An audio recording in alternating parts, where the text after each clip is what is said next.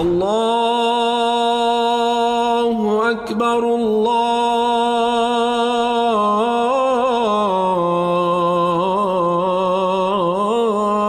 أكبر. Assalamu alaikum and welcome to the Islamic Center at New York University podcast, coming to you straight from the heart of New York City. We're building an amazing Muslim community here at ICNYU where everyone is welcomed and respected no matter where you're from or where you're at. This is the place to be. So open your ears and your heart and come along with us on another life-changing journey. Bismillah. Bismillah, Bismillah, walhamdulillah. Wassalatu wassalam ala Rasulillah wa ala alihi wa sahbihi wa man wala. Alhamdulillah, it's a Mubarak gathering that we're blessed to be a part of. Our teacher, dear brother Shaykh Yusuf Weltch, is here with us today, visiting from the faraway city of Allentown, Pennsylvania. Probably to us as New Yorkers, quite a distant, but not too actually far from us. He is one of the teachers at the Al-Maqasid Institute, the seminary there, alongside Sheikh Yahya Rodis, our brother Ustadh Tarsin, amongst others. May Allah preserve them all and make them a continued source of benefit for His creation. I was blessed to meet Shaykh Yusuf actually in Canada, in Toronto, some years ago. We went to Tim Hortons together. It's also not a New York thing. Northern New York. Northern New York, yeah.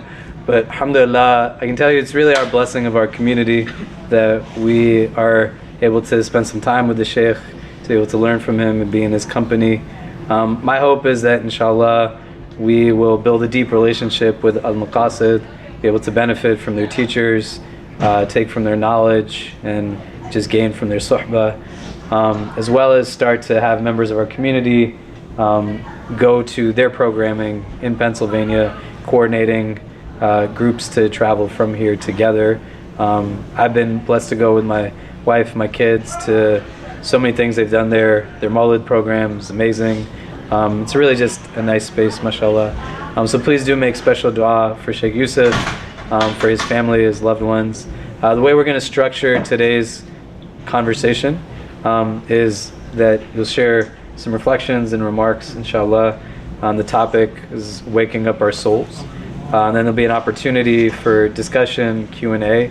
We can just be mindful if we can have everybody just move up a little bit here. What'll end up happening is that as people come in to pray, they'll assume that they're not able to. So we can have some of the sisters just shift over. The brothers want to move over a little bit too, to make some more room. There's always more women at things that we have than men. I don't know if it's the same for you all. Yeah, mashallah. And if you just see anyone coming in and they're kind of situating themselves in the corners of this space, just tell them that they're free to come in and use the front parts of the room to pray their prayers. If we have any elders that come in too, just please try to make room for them. If someone needs a seat or anything, let myself know, let Khalid know, and we'll make sure. And if some thoughts come in that you want to ask something about or some comments, just make sure to make a note of it, and there'll be opportunity, inshallah, for some discussion at the end. Jazakallah khair, Shaykh. Thank you so much for being here with us. Fadl. Bismillahir Rahmanir Rahim. Alhamdulillahi Rabbil Alameen wa salatu wa salam ala Sayyidina wa Maulana Muhammadin wa ala alihi wa sahbihi ajma'in. Subhanaka la ilma lana illa ma 'allamtana innaka antal alim al-hakim wa la hawla wa la quwwata illa billahi al-'aliyyil azim. Alhamdulillah, it is a blessing to be here. Alhamdulillah, every time I come here it brings light to my heart. It brings joy to me to see such a very diverse and beautiful gathering of many different people, and everyone is welcome and everyone is being who they are, and it's really beautiful to see that. It's a good sign for our ummah. It's a good sign for the progress of Islam in this country and worldwide as well. And this is something that we should have a deep appreciation for, because it was back even as recent as 10-15 years ago, it was very difficult to see a community like this, where you can become Muslim, right, enter a community and still be you, right, as you become a better version of you without being a different person, in order to fit in. And not necessarily that was the case with maliciously, but it was less often that you would find a community that would allow one to thrive in their own personality, in their own identity. So I'm really happy to see anything of this nature, especially to this extent. It's really hope-inspiring for the future, mashallah. I mean, all of you may be conduits of continuing that, inshallah, for the future generations. I wanted to talk about, obviously, the topic that we are speaking about is waking up our souls. But just wanted to frame it first before we talk about that. Really, in essence, when we talk about worshiping Allah and coming close to Allah, to our Creator, subhanahu wa ta'ala, we don't want to be trapped in an outward type mindset. So whether we only think of our relationship with Allah as far as our outward good deeds or our outward abstention from sins, we want to make it a lot more deeper than that, because in reality those outward aspects, even though they're extremely important, and the sacred law, the outward aspects of the sacred law are extremely important. And the Prophet ﷺ, he said that I have never seen anything that would draw you nearer to paradise and to Allah subhanahu wa ta'ala except that I have commanded you to it. And I've never seen anything that would draw you nearer to the hellfire and away from Allah's mercy except that I've forbidden you from it. So everything has been laid out for us. And Allah mentions in the Qur'an that the role of the Prophet is يُحِلُّ لَكُمُ الطَّيِّبَاتِ وَيُحَرِّمُ عَلَيْكُمُ الْخَبَائِثِ, that He makes permissible for you all that is pure, all that is good. And he prohibits for you al-khaba'ith. Anyone knows Arabic, especially those who know Urdu, right? The word khabith is not a good thing, right? Khabith is the word that you would use for filthy things, for foul things. And he prohibits for you all that is foul, everything, even if it looks good outwardly, right? Even if it looks entertaining or fulfilling outwardly, if it's against that prophetic guidance, that guidance that's based on revelation, then we understand, because of that faith in revelation, that there is something in there that is it's like having a delicious meal with poison inside, right? And even as much as you would want to enjoy, the intelligent person, knowing that there is poison inside, would abstain, right? So, and this is all for our best interest, all of it, the revelation from the beginning to the end, from the ba of Bismillah to the scene of min al-jannati wan nas, bas, right? From beginning to end, all of it is for our benefit and for our good, and not just outwardly, and not just for the next life. It's for our good in this life, it's for our good in the next life, it's for our good outwardly here, and it's for our good inwardly here and in the next life as well. So really tapping into that inward relationship with Allah is the source of all really the transformative effect that Islam is meant to have on any person, right, is all accessed through that. Having that inward relationship, right, coupled with that outward conformity to that sacred law and that prophetic revelation and that guidance that the Prophet ﷺ came with. So the soul, you could say, like the fulcrum of that inward relationship with Allah, that focal point, is what they call in Arabic hudur. Right, from the word hadara yahduru, is to be focused, is to be in a state of presence with Allah subhanahu wa ta'ala at all times. Now the highest level of focus, and this is not meant to kind of dishearten people, but it's really important to listen about the highest levels and highest exemplars of our religion, because it builds two things in the heart, and both of them are beneficial. One is ihtiram, it builds reverence on our heart for the righteous men and women who have reached those levels. And second, it causes something called tashwiq. Tashwiq is a really beautiful word because it comes from the word shawq. It causes us to long to be like that. Right? And if we long to be like those people, then even if we fall short, we're still in the right direction. We're still headed in the right direction. So some of the early righteous people, and let alone the Sahaba all were in states like this. They were such that they would go their entire 24 hours and their heart would not for a single moment be heedless of Allah subhanahu wa ta'ala. That one of the great scholars of the third generation, he said that I've been answering and speaking to my students for 20 years, and this whole time I was only speaking to Allah. Right? Outwardly, I was speaking with them, but the entire time I was speaking as if I'm in the presence of Allah subhanahu wa ta'ala.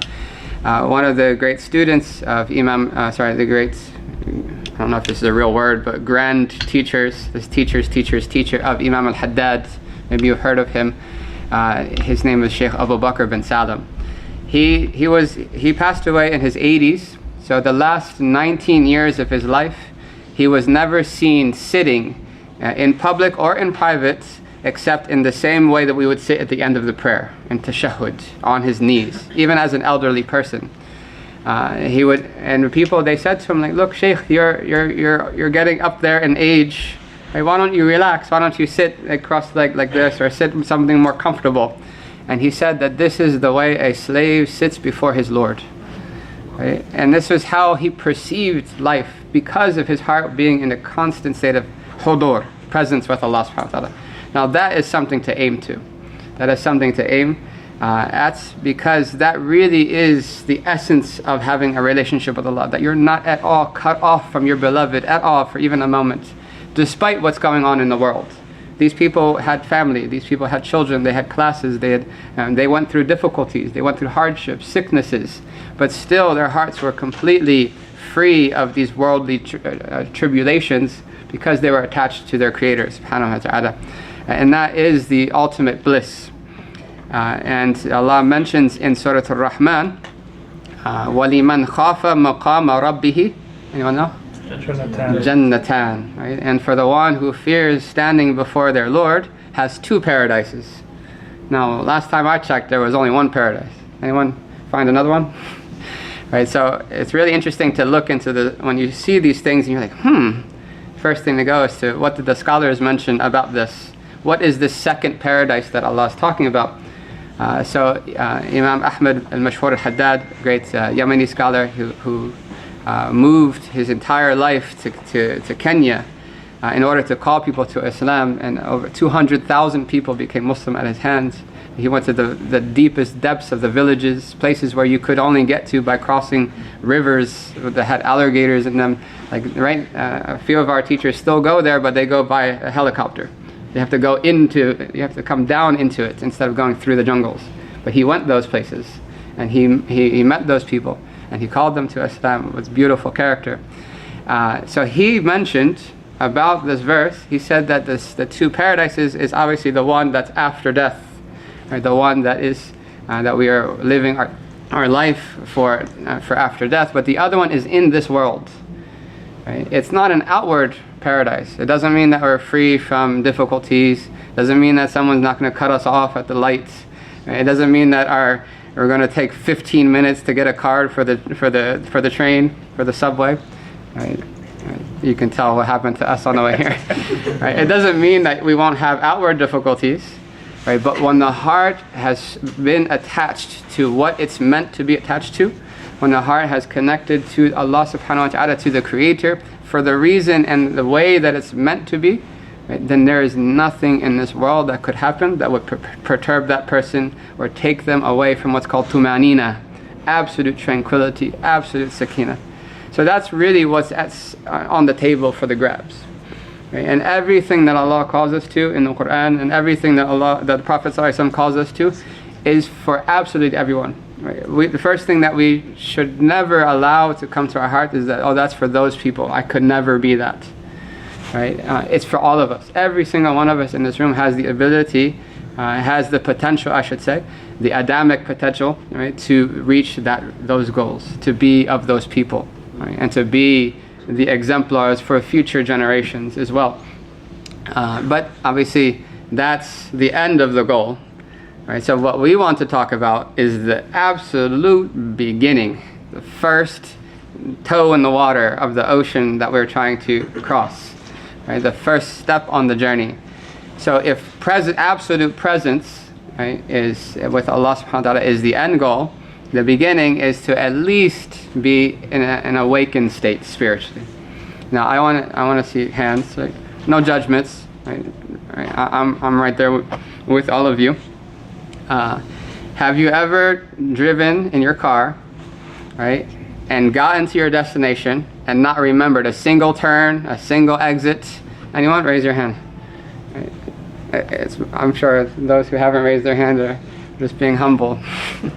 Okay, second question. Have you met somebody, right, and asked them their name and immediately forgot it? Right? So this is normal, right? This is the norm of, especially in this time, right? Especially in the time of distractions, especially in a time where there's some of the smartest people in the world gathering to figure out how to keep your attention, right, on your phone or on your whatever app it is. Right? Just think about this. Before, there was no such thing as those little 3 dots while someone's typing.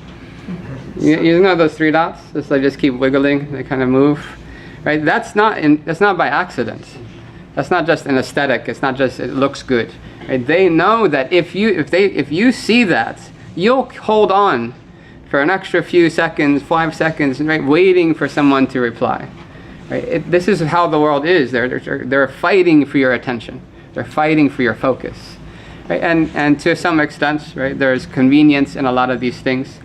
But as believers, when we're really aiming to center our focus on our Creator and our purpose in life, while still navigating the world, right, and giving it its rights, that we have to be careful of where we allow our focus to be taken. Right? So the first step is just to be awake, to be aware, you can say, is another translation. So I'm holding this book. I believe it's translated, but unfortunately I don't know what the name is in translation. I would assume it's something like The Etiquettes of the Souls. Right? So if someone who knows can find it, maybe see the right bed. It's Adab al-Nufus, Imam al-Muhasibi. So he mentions, and the first time I heard this, I was caught off guard. He said that the lowest level of presence with Allah, this hudur, is tayaqqud, is to be awake. Right? And that's the impetus of what we're gathering for, to be awake or aware, to just be to be there, be conscious, right? Not to be like sleepwalking through life. You've driven 2 hours and you don't even remember a single turn. So that's the lowest level. But he says the highest level is to forget. So I first heard that, I'm like, what do you mean? I thought we're trying to remember, right? But this is why we have to understand it the way that they were saying it. He meant that to forget everything except Allah. Right? So in the beginning, it takes effort. You're going against the grain. You're rowing upstream to even remember Allah, right? And that's that first level. But in the end of the path, right, that person would need just as much effort to be able to interact with people, right? To be able to kind of give a little bit of their attention to worldly things, because their heart is so engrossed in the remembrance of Allah. Right? It's become opposite completely. And Imam al-Haddad, he mentioned that it really bothers me when people try to talk to me while I'm walking to the prayer. So this is like iqama is called right now. So there's a fiqh aspect to it, like talking during iqama. But that's not really what he meant. He says, فَإِنَّا نَخْرُجُ بِجَمْعِيَّةٍ خَاصَّةٍ, because we walk, right? We walk toward the prayer with absolute focus. That our entire focus is gathered on one thing, Allah. That's it. Right? And then someone comes and says, "Yeah, Shaykh, how do I give zakat on stocks?" Right?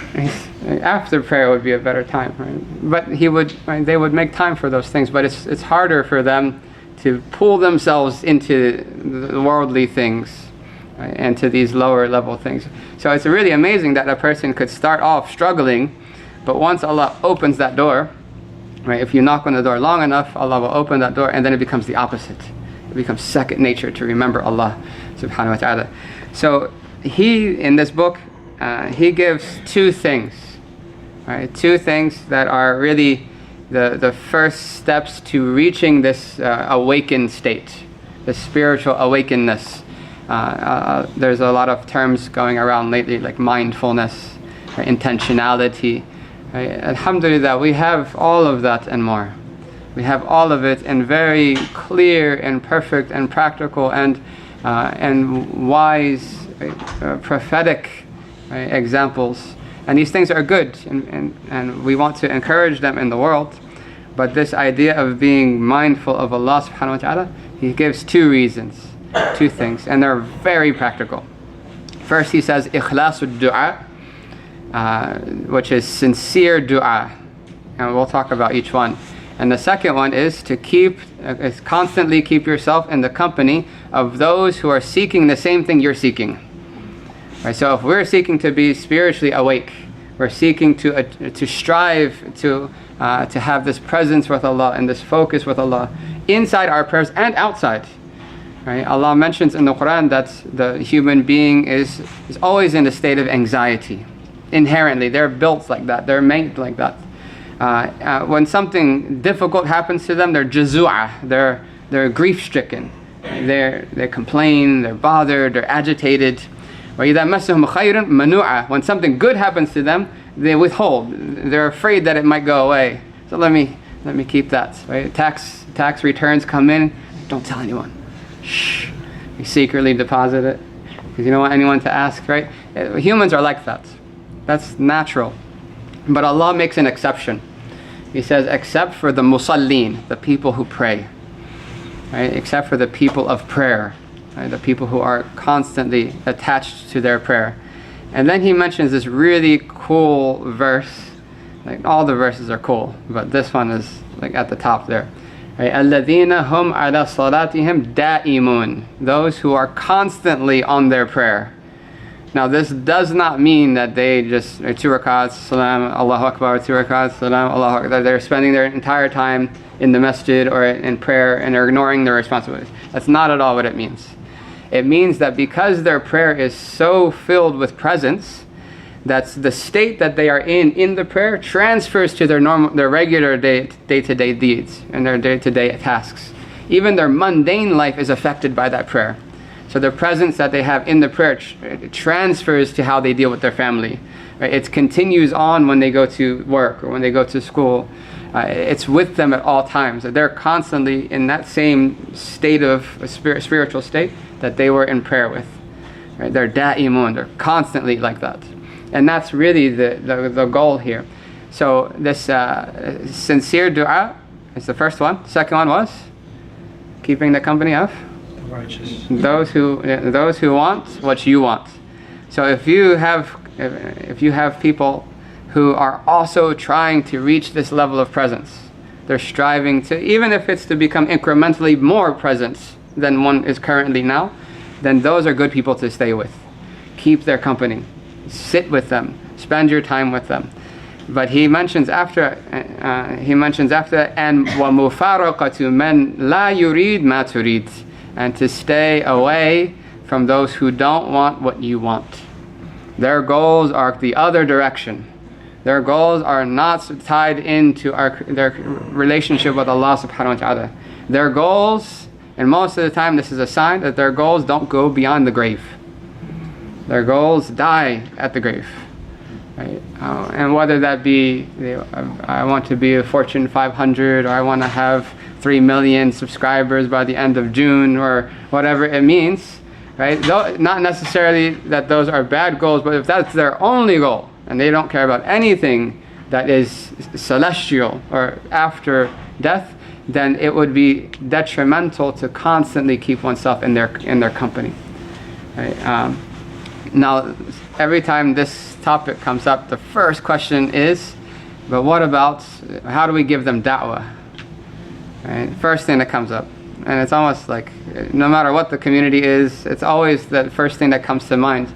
And there is a point where we have to detach, but there is also a point that we have to reattach and help people out of what we used to be in, essentially. But a good example is that we cannot help someone who's drowning if we don't know how to swim. Right? We may need to exit, right, the water, go learn how to swim, and then come back.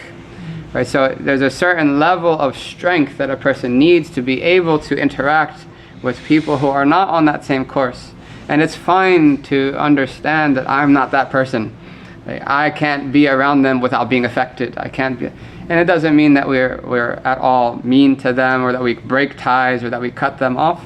But we want to really focus spending majority of our time with people who are taking us in the right direction. And now, suhbah, companionship, in the past it meant you actually had to be in the presence with that person. But now it would apply to who we follow on Instagram, right? Who we're constantly watching, who we're constantly reading, right? Who we're listening to. All of these things are types of suhbah. Right? So constantly keeping ourselves with people who want that same goal. And he mentions that being with those people who want what you want will benefit you even if you don't realize it.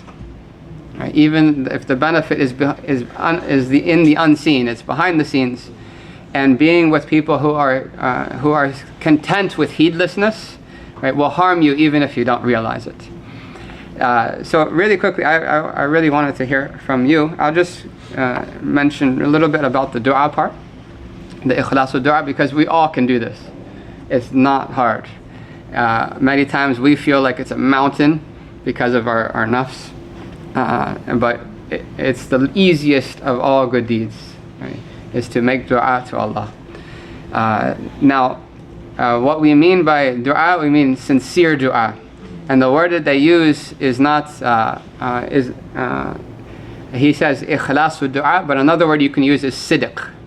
Now sidq in English would be to be real, right? To be 100% real with Allah.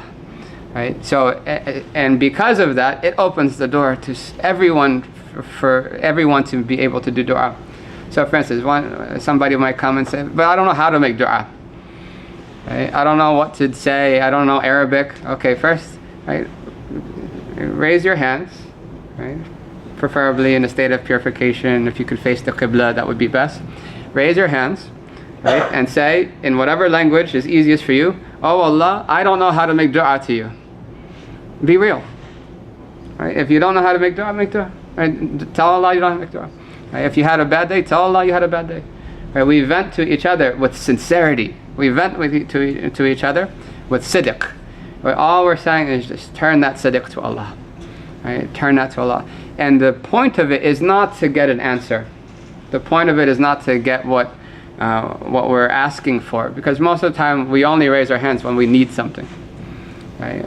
Which is not something, we shouldn't stop that, but it's not the full picture of this beautiful action of dua.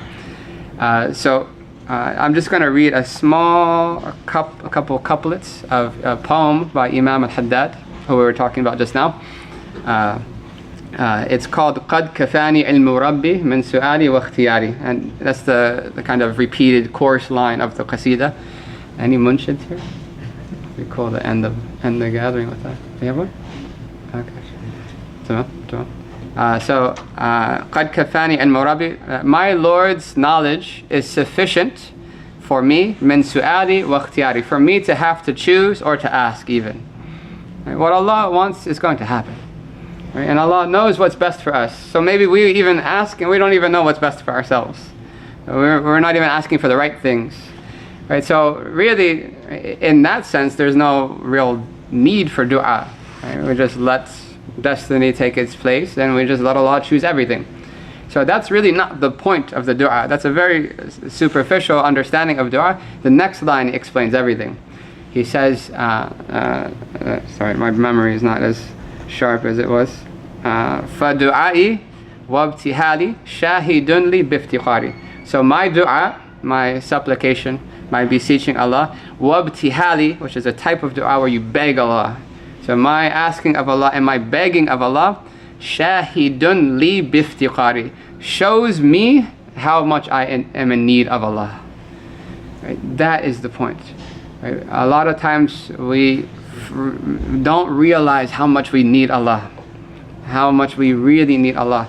And the ultimate point of having this creator and servant relationship is that we know that we are not God, we are not perfect, right? And to the extent that we can understand our servitude to Allah subhanahu wa ta'ala is the ultimate freedom of this world. We're only slaves to Allah subhanahu wa ta'ala.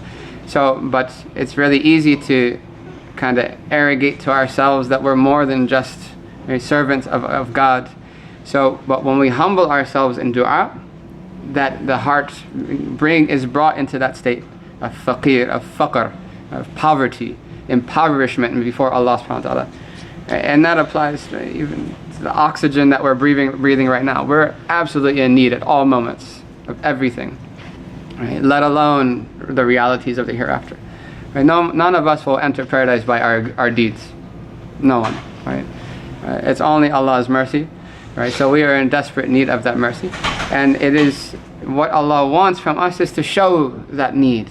Show that desperation. So the dua brings that out. And he says after that, فَلِهَذَا السِّرِّ أَدْعُو. So for this secret, literally, for this secret, it's the secret of dua. That's why I make dua. فِي يَسَارِ, in my times of ease, وَعَسَارِ, and my times of difficulty. Not just when things are going bad. Even in my times of ease, I beg Allah, I make dua to Allah, I just open myself up to Allah. Now, my teacher, he told me, he said 5 minutes. That's it. So out of 24 hours, any good math students here? How many minutes is that? 24 hours. Anyone got a calculator? Right. So 5 minutes a day. Is that possible? Is that not practical? Right. I'm talking myself first and foremost.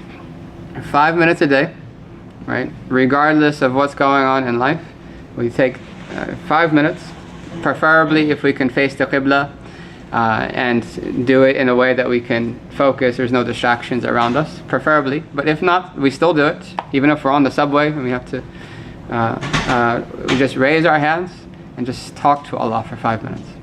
Tell Allah all that you need. Tell Allah all that your problems. Tell Allah, my joints hurt and I have math class in the morning. Right? Tell Allah that my roommate snores. Right? Whatever it may be that's bothering you, just build that connection with Allah subhanahu wa ta'ala. Right? And this opens the door of what's called inkisar, brokenness. Now, brokenness in general is not a good thing, but brokenness before Allah is a good thing. And I'll close with a quick hadith. The Prophet Dawood alayhi salam, he is reported to have said that, "Oh Allah, where can I find you?" And obviously, and the word for finding God is the same word for ecstasy. Wijdan is ecstasy. So once you find what you are looking for, that's that ecstatic state that is can be accessed spiritually. So Allah tells Dawood alayhi salam, David, that tajiduni inda al-munkasirati qulubuhum min ajli. You will find me with those whose hearts are broken for my sake. Their hearts are broken for my sake. And what happens if you have a vessel? Say this was porcelain or glass, right? And I broke it. What happens? Water comes out. Everything that was in it spills out. Right? So all of those things in our heart that are other than Allah, especially those things that are displeasing to Allah. Right? May Allah free our hearts from these things. These are illnesses that are bothering us and taking away from our tranquility in this life. Right? But once those hearts are broken for the sake of Allah, everything besides Allah's love, right, falls out. Right? And then the heart is there for what it's supposed to be, to contain and to understand, to have knowledge and love of Allah subhanahu wa ta'ala, and to have that intimate relationship. Right, and to be able to follow the best of creation, the Prophet ﷺ, right, and the Ummahat al-Mu'mineen, and these blessed people who are only there for our well-being in this life and the next. All of the prophets came with the same thing, right, to attach people's hearts to Allah, to attach people's hearts away from fleeting worldly pleasures that die at death, that die at the grave, right, to attain that which is eternal bliss starting from now. Right, the Jannatan, the two paradises. So I wanted to ask you all. I'm not a great fan of monologues, but I wanted to hear from you all what we can do to facilitate this, and any possible. From now, I want to think about what are the obstacles. What is going to make this difficult when I go home and I say, okay, 5 minutes. Okay, when am I going to do it? How am I going to do it? So any foreseeable obstacles to doing this, and especially to the companionship part, keeping the company of those who are also seeking that presence with Allah subhanahu wa ta'ala. Anyone want to throw anything out there? Like like a non-Muslim and maybe not practicing Muslim co-workers. Sometimes they're like, I have to interact with them on a daily basis, but sometimes they kind of take me away from the remembrance of Allah. No, that's how many people here have non-Muslim colleagues, classmates? Yeah, everybody, right? So That is a challenge. That's part and parcel of the dunya. But I think going into those relationships with intentions, right, with a different framework, really helps. Right? Intentions is the greatest gift that Allah has ever given anyone, is intentions. Because you can achieve with good intentions that which you could never achieve just with deeds. Right? That's why the Prophet said, "Niyyatun mu'min khayrun min amalihi." The intention of the believer is better than their actions. So, for instance, if when I wake up in the morning, I'm about to leave for work, my intention is to remain focused on Allah, to try my best throughout the day to uphold that character, right, to be an example of Islam for those people. So even in those interactions with them, even if you might not be speaking about religious things, right, it's worship. It's worship. It's worship. And it's just as weighty as something like salat. It's not a lesser worship, right? And that can be applied to parents. Right? Sometimes it's difficult as parents as they get older. It might be difficult to be with them. They may have different opinions. They wanted you to be a doctor, but you chose to be an engineer, right? But being with them with intentions, right, it makes every opportunity, right, a means of drawing near to Allah subhanahu wa ta'ala, even the difficult ones. My grandmother, she's from England. She's British. So she's getting older in age. Please make dua for her. She's showing some interest in Islam recently, but keeping in mind that this is a great worship with Allah subhanahu wa ta'ala. Just being with your grandparents, being with your parents, spending time with them, treating them well despite what they say, despite what they do, and finding in things opportunities to come to Allah. Anyone want to add something that works for them? How do you all deal with your surroundings that you don't have any choice in, really? And you can't choose who your classmates are. You can't choose who your coworkers are. Yeah. I would say like one advices from my teachers are like the idea that when met with bad adab, to not replicate that adab, but to show them your adab, the ones that you were taught by your teachers, and you know, the example that Prophet sallallahu alaihi wasallam. MashaAllah. Did everyone hear that? Did everyone hear that? Yeah. MashaAllah. And it's not easy. It's not easy. No one's saying it's easy, right? But the Arabs, the scholars, they mention al-ajru ala qadr al-mashaqqa. And this is a principle we all should memorize. Right? That reward is apportioned in accordance to the difficulty involved.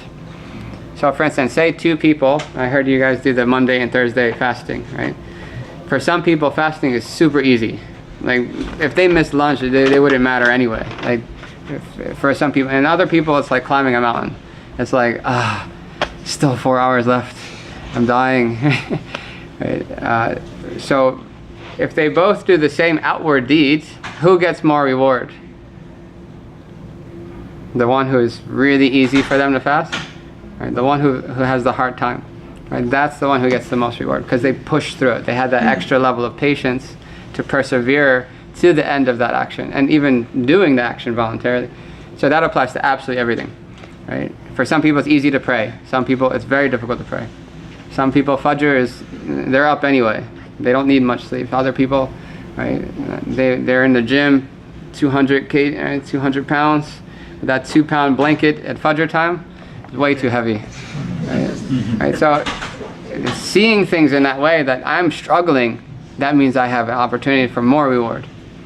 Right? And that really helps, having this optimistic approach, because Allah wants us to come to Him. Allah wants us to have that relationship. Verse after verse in the Qur'an. يُرِيدُ اللَّهُ أَن يُخَفِّفَ عَنْكُمْ. Allah wants to make it easy for you. يُرِيدُ اللَّهُ أَن يَتُوبَ عَلَيْكُمْ. Allah wants to forgive you and give you and accept your repentance. يُرِيدُ اللَّهُ بِكُمُ الْيُسْرَ. He wants ease for you. وَلَا يُرِيدُ بِكُمُ الْعُسْرَ. He does not want difficulty for you. Right? Always be optimistic in everything. And we ask Allah subhanahu wa ta'ala to give us something of presence with Him throughout our days and our nights. And that we ask Allah subhanahu wa ta'ala to allow us to increase in that wakeful state of the heart that will lead to more and more levels of presence. And my final advice, which is the advice that our teacher Habib Abdurrahman Mashhur, he mentioned, that the best way to build sincerity with Allah, which includes this presence, is to do your best good deeds in private. Right? And one of our teachers, what they would do is that they would wake up for just before Fajr, the Tahajjud prayer. Well, they would wake up about 3 hours before Fajr, but for us, normal people, a few 5-10 minutes before Fajr, right? And just pray to Allah subhanahu wa ta'ala when no one is watching. Just let us speak to Allah, make dua to Allah, remember Allah in a small portion of the night if you can, inshallah.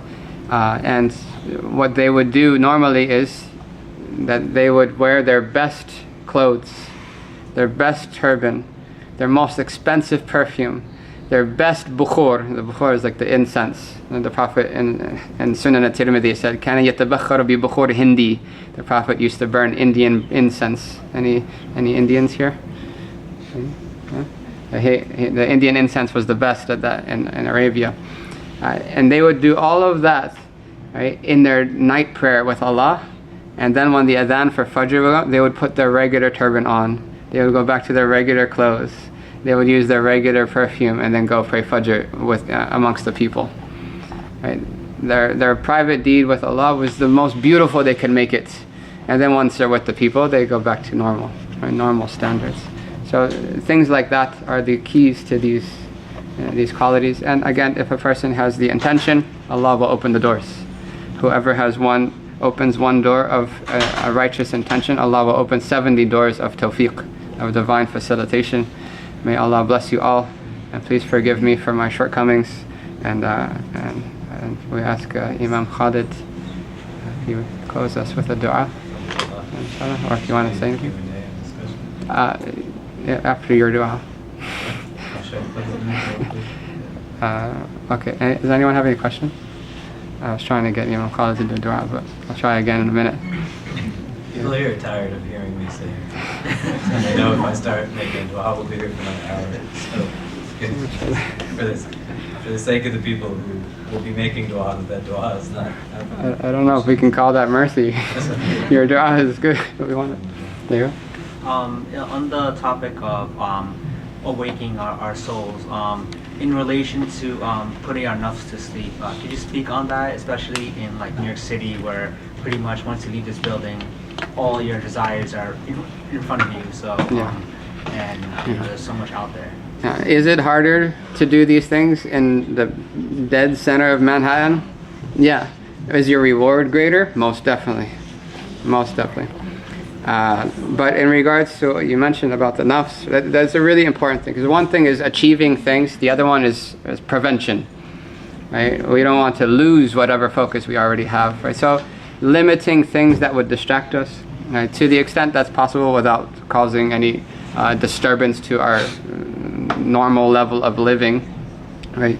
I'm not saying like take your phones and throw them in the trash as you leave, right, and go back to like pigeon mail or something. Right? And no one's saying that, right? But should we scroll less? Most definitely. Most definitely. And just just being fully vulnerable here, during Ramadan I made the decision, erase Instagram, erase Facebook, right? And even if you're there's nothing bad on your feed because you only follow scholars and stuff like that, it takes away from time, it takes away from more quality focus, and just the nature of it, that split second, that 3-second video that keeps repeating 19,000 times by the time you get to read the little words that are there, right? All of that just builds agitation. The soul can't be still. Right? It needs the next video, the next video, the next video, and you get dragged into it. So should we definitely limit it? Most definitely. Right? If we can fully detach from those kind of things, that's even better. That might be a little bit far-fetched for a lot of us. It's hard. Right? We're going against the grain. Are there other things that are distracting us? Right? What are we spending our time in? Our hobbies? Do we have wholesome hobbies that are educational or at least beneficial physically, mentally, spiritually? So things like that, and everyone is different. So everyone has to kind of diagnose their own scenario. Like, okay, I know that I shouldn't watch 5 episodes a night of this Netflix series, right? Right, they instead of getting you to watch a 1 hour and a half movie, right, they say, oh, we'll chop it into smaller parts. They're only 45 minutes, right, and then you end up spending 5 hours. Right? It's not an accident, right? And then they don't give you a choice to move to the next one. It's already going. It's going to start. Right? So you're trapped, right? So whatever we can lessen of distractions and these things, then that would be a great help. I hope that helps. Yeah. You said like you get rewarded for the amount of effort you put in, right?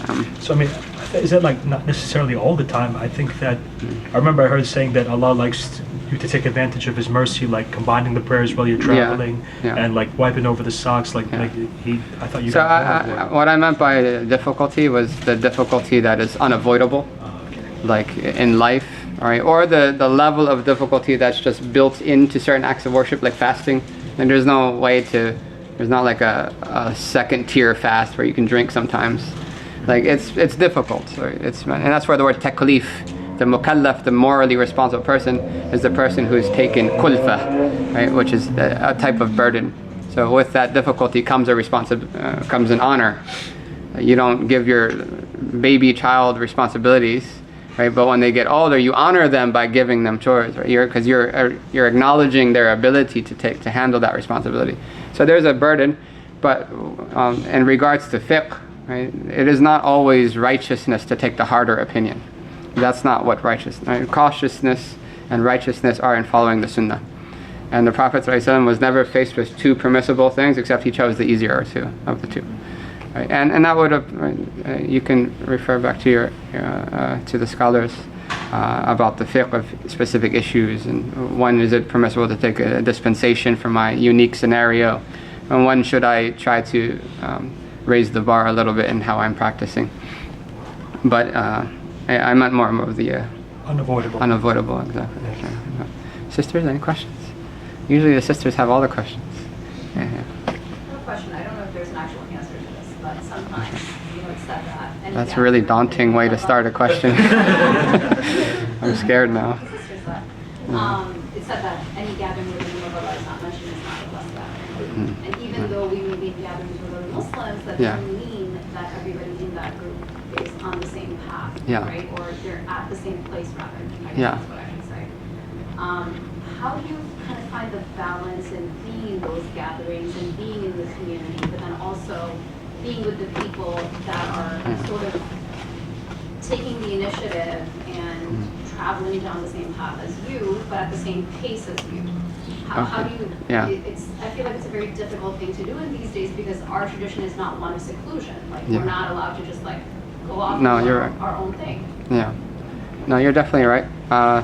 So we should always be trying to find someone who's ahead of us, so we can kind of cling on to their coattails and try to emulate them and try to move a little further down the path. But we take what we can get. If you have someone who's kind of equal, or maybe even a little bit less, but they are on that same path, it still benefits, right? Even if they're not as far along or as 100% dedicated as one.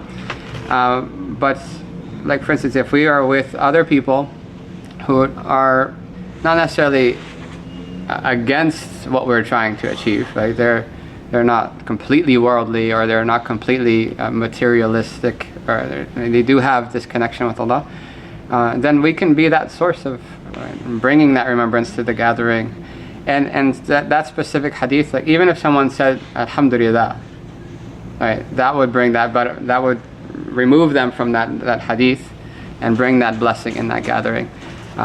So that hadith is really about, like, you have 3-4 Muslims sitting for 5 hours straight and not a single person said Allah's name and not a single person mentioned the Prophet. Right? That is a bad sign. And that is a bad sign, right? And if we are in a gathering, right, and we notice that that's happening, it's just constantly one after another topic, and there's no connection, right, then we can be that person, right? Alhamdulillah, right? Yeah, I heard a hadith about that, right? The Prophet ﷺ said, right, religion is giving good advice, right? However we can connect, even if it's once, right, we can be that person, inshallah. But you're right. It's an upward battle. It's an upward rowing upstream. Right? And the Prophet said that Islam started as strange, right? And it will again become strange. So glad tidings to the strangers. Like, is it strange to pray 5 times a day? If you were to ask people outside, 5 times a day.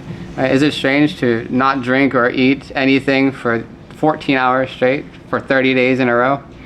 Definitely. Right? It's against the grain. But if you're going against the grain, you're in a good place. You're in a good place. May Allah accept, inshallah. But if we're together, it makes it easier. If we break off from the jama'ah, if we break off from each other, then we only cause ourselves harm. Any other questions, sisters? La tastahyun. Don't be shy. I'm going to start asking questions myself. Inshallah. So I just had one question. How do you always keep that connection in classroom settings where it's like maybe a class that's talking about,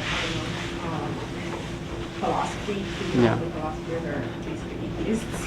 But like, how do you, I guess, like, always connect with Allah and your deen in your settings when it's always like trying to pull you away from it? Yeah, that's a struggle, for sure. It's a struggle.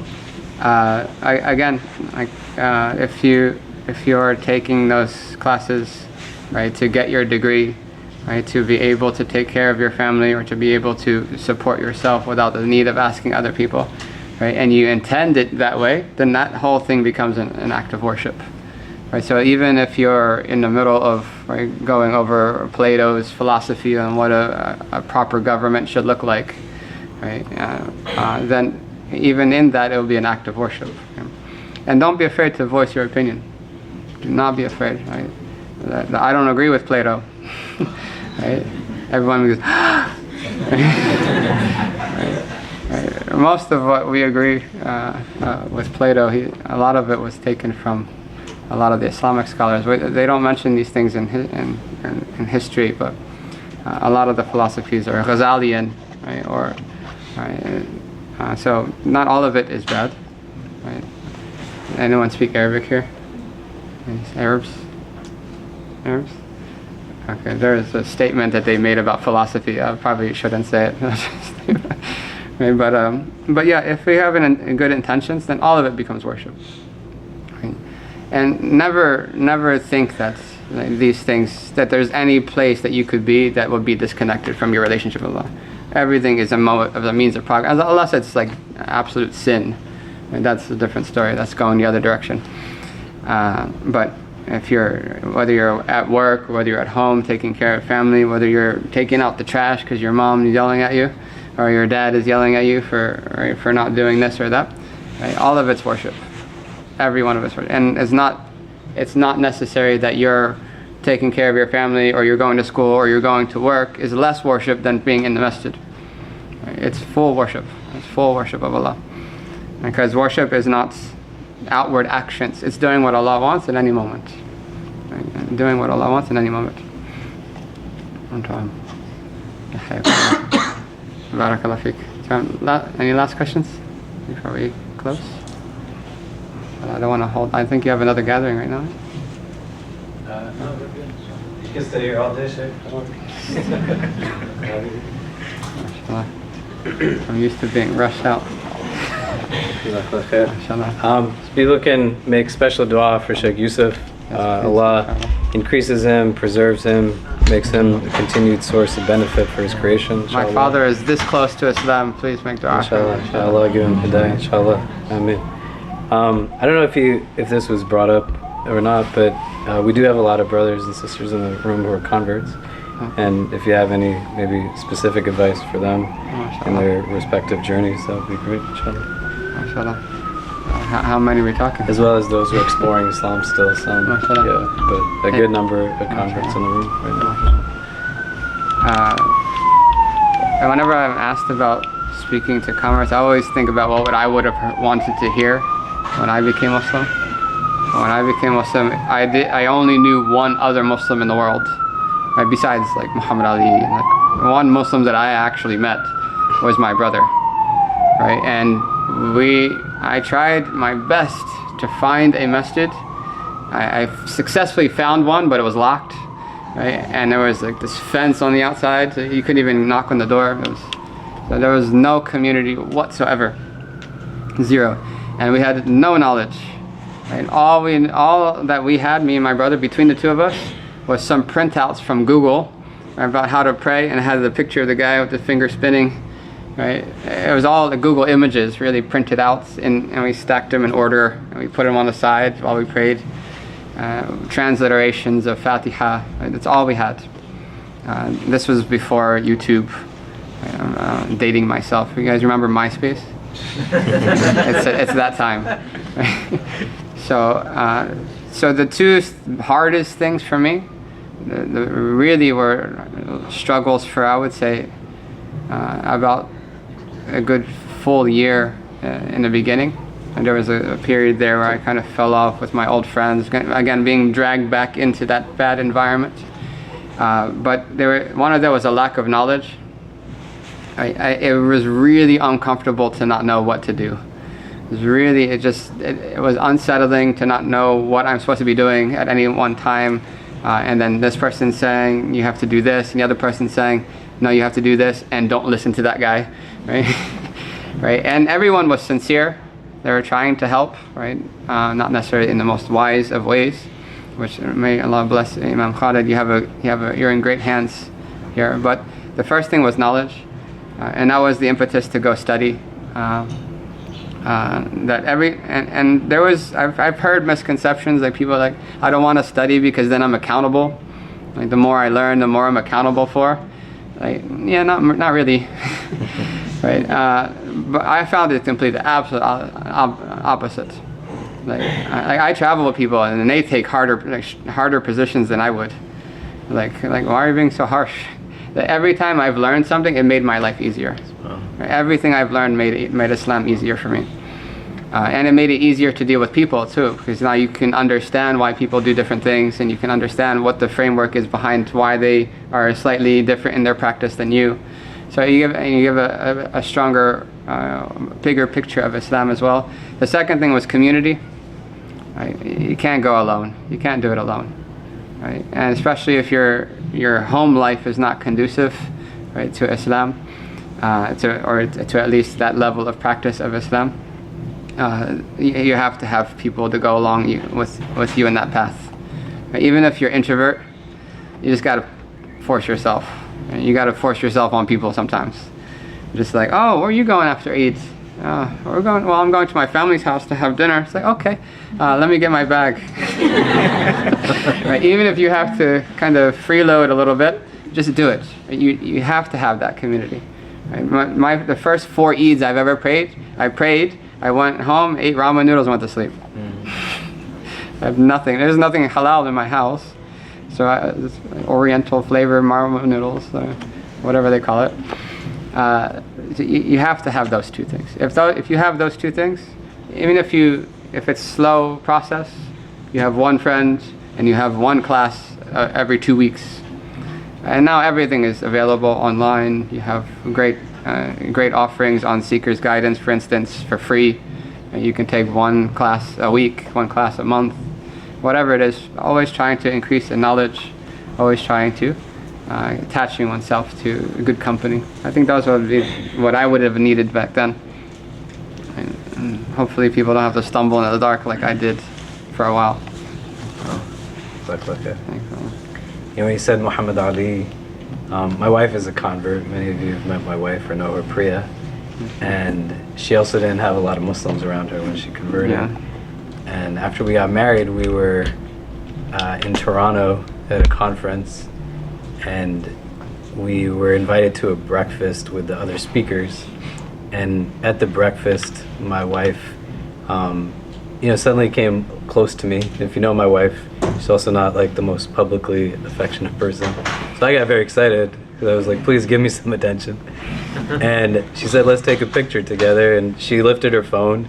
And as we're both in the frame, slowly, she started to inch the frame this way, and I got cut out of the picture, and that was her and Cat Stevens in the picture. And I looked at her and I was like, what's up with that? But she said, you know, she wasn't necessarily enthralled by Yusuf Islam, Cat Stevens, because of who he is, but when she converted, she didn't know any Muslims. Yeah. And the only Muslims that she actually knew existed were people like Muhammad Ali and Cat Stevens and others.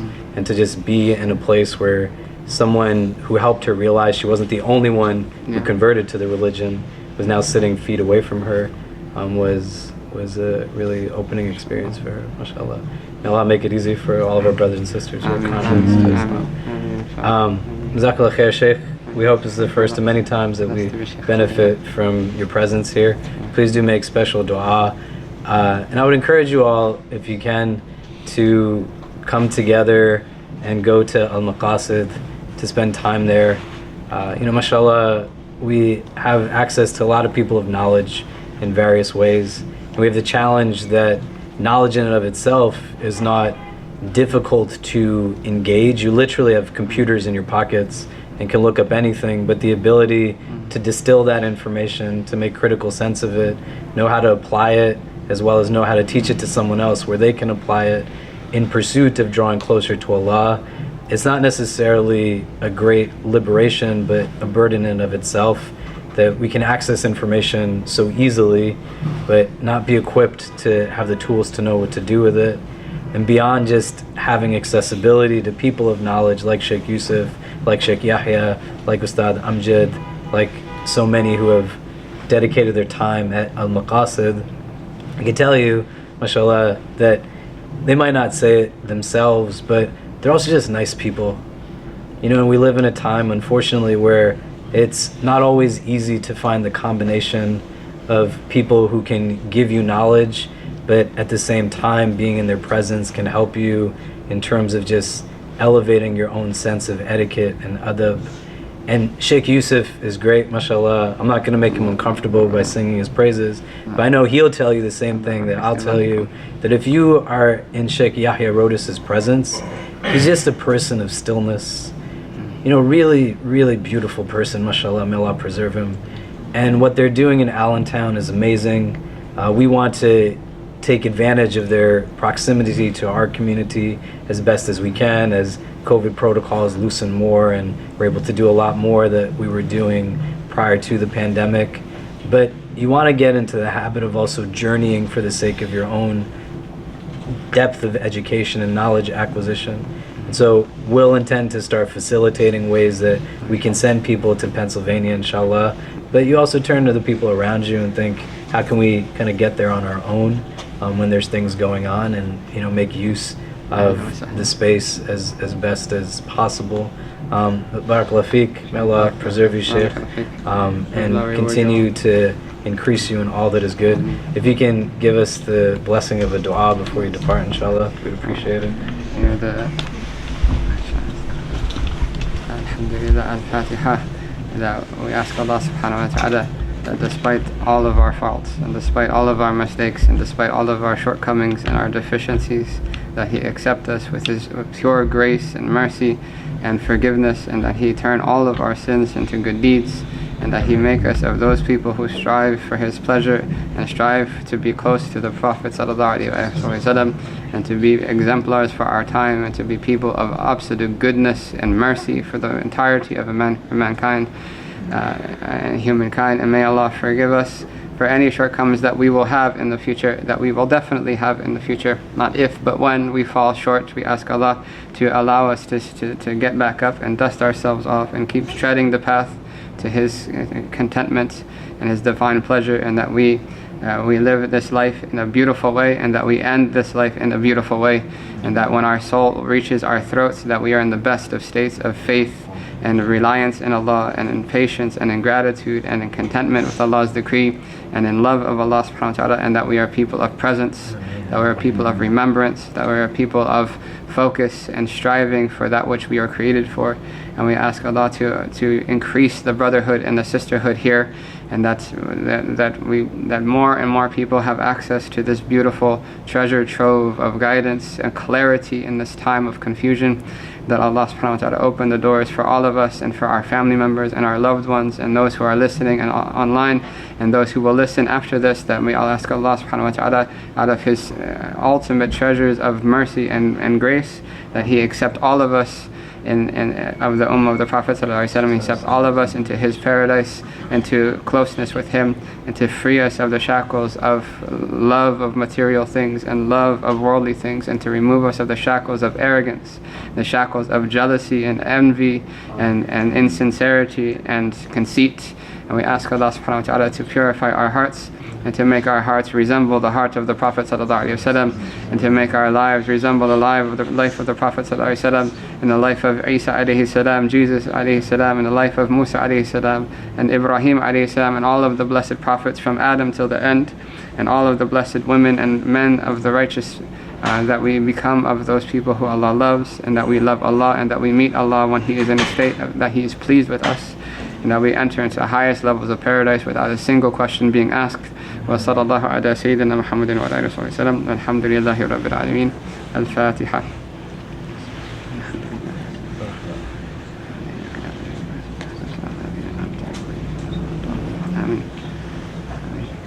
May Allah bless you all. Jazakallah khair. It was an honor to be here to meet you all. I am walking away very happy and inspired by just seeing this community. You're all in good hands. You're in a good state. Stick with each other. And like Imam Khalid, may Allah bless him and preserve him, said, anytime you find yourselves in Macungie, Pennsylvania, right, you are welcome. You are family. You are welcome there. However you get there, inshallah. We ask Allah to accept, inshallah. We hope you enjoyed our podcast. If you're inspired by the work that we're doing at the IC and want to help keep it going, subscribe to our podcasts, follow us on social media, donate to help support us at icnyu.org, and most importantly, keep us in your continued du'as. Until next time, inshallah. Assalamu alaikum.